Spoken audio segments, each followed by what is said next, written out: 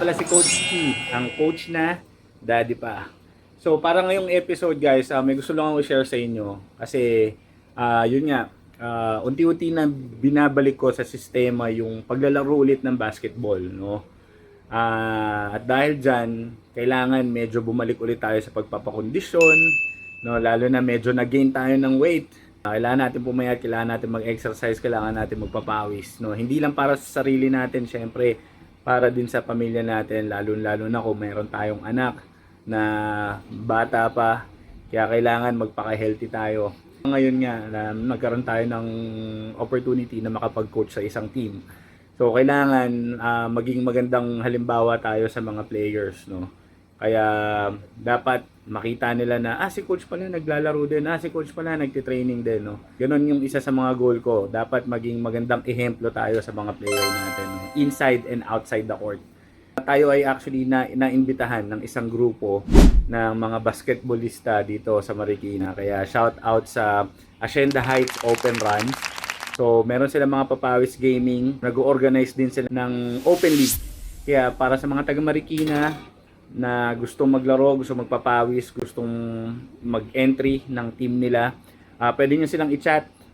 Lalagay ko na lang dito sa comment section siguro, or pwede dito mismo. Lalagay ko yung page nila, PM nyo sila. Samahan nyo ako magpapawis at sana kaya natin makipagsabayan sa mga batang players. Kaya, ayun lang. Tara!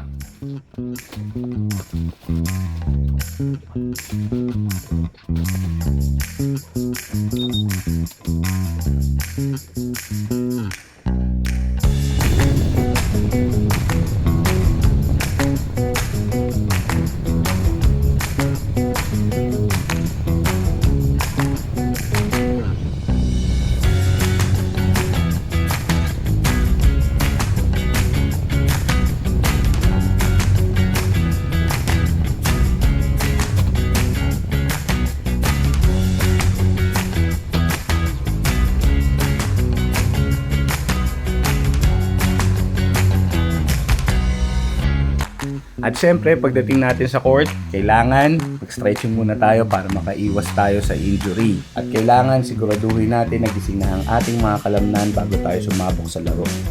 Kailangan muna natin magpainit para maiwasan mabigla yung mga muscles natin. Kaya ano pang hinihintay natin? It's game time! Yan na. Luis, binigay sa akin sa ilalim. Pinasa ko rin sa kampi ko. Tinira. Wala. Hinira ko ulit ng bola. Binigay sa akin. One dribble pull up, Kobe Bryant. Wala. Buti na lang na shoot ng kakampi natin. Yun, sa ilalim, pinasa sa taas, wala pa rin. Hindi pa rin nakakashoot. Nandito ako sa gitna, binigay sa akin. Tinira ulit, wala. Hindi pa rin pumapasok. Pumat ulit tayo. Binigay sa ulit sa ilalim. Sinurbol na natin gamit ang board. Ilalim, wala. Nakuha ko yung rebound, bumomba ng konti, ginamit ulit ang board, pasok ulit. Yan. Hoy, tumalon, nagpasikat. Akala mo, napakataas ng talon. Sa ilalim, binigay ulit sa akin, ginamit ko ulit yung board, pasok ulit. Yan. Pinasa sa akin, sumabay yung dalawa. Extra pa sa gitna. Pasok yan. Assist natin yan, syempre. Change court tayo, pinasa sa akin, pinasa ko ulit. Hindi na shoot, okay lang. Binigay ulit sa akin, ginamit ko ang board, hindi sumut. Binigay ulit sa akin sa ilalim, ginamit ko ulit yung board, hindi pa rin pumasok. So, binigay sa akin, ginamit ko ulit yung board, at syempre, pasok na yan. Jump shot, pasok. Isa pa ulit jump shot, ginamit ang board, wala. Nanghingi sa ilalim, libre, ginamit ang board, sure ball na dapat yan. Ayos din maglaro dito, kaya lang. Dahil hindi tayo kondisyon, nakakapagod. Kailangan talaga natin magpa-kondisyon. Pero buti nanalo pa rin. Masarap maglaro dito, sarap magpapawis. Competitive din yung mga players. And yun, masarap din na laro. Kaya lang, yun nga, ang problema na natin is yung kondisyon. Kailangan natin magpa-kondisyon. Sobrang bilis natin mapagod. Siyempre, after sa court, kailangan pagsilbihan naman natin yung asawa natin. Make sure na busog, make sure na makakakain, di ba? Para papayagan ulit tayo sa mga susunod na paalam natin. Diba? Dito ako ngayon sa isa sa mga paboritong kinakainan namin ni Mrs. Dito sa lunch. Favorite niya dito yung soy chicken tsaka chow fan. Soy chicken po, chow fan, at saka extra chow fan, tsaka isang beef pares. Habang naghihintay tayo ng food, kwento ko na yung nangyari kanina.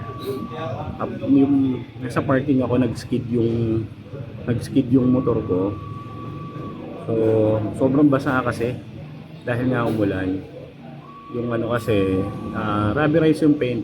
Pero kasi yung rubberized kasi, kapag katuyo, sobrang kapit. Pero kapag kabasa, sobrang dulas din naman talaga. So, yun. Pero pasalamat pa rin kasi wala naman nangyari sa atin.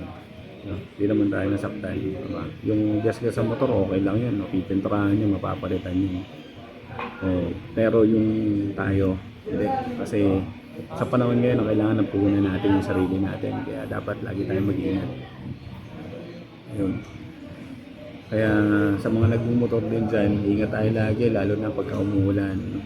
Lagi natin isipin yung mga tao na naghihintay sa atin sa bahay. Kaya always ride safe. Kaya ayun, wala naman, hindi naman ako napahamak, wala naman nangyari, wala naman ako sugat. Nakapaglaro pa nga ako eh.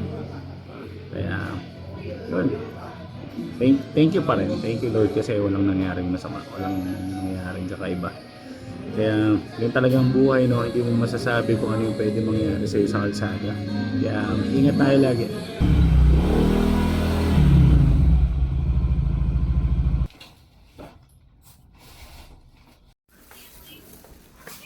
Mami, I'm home.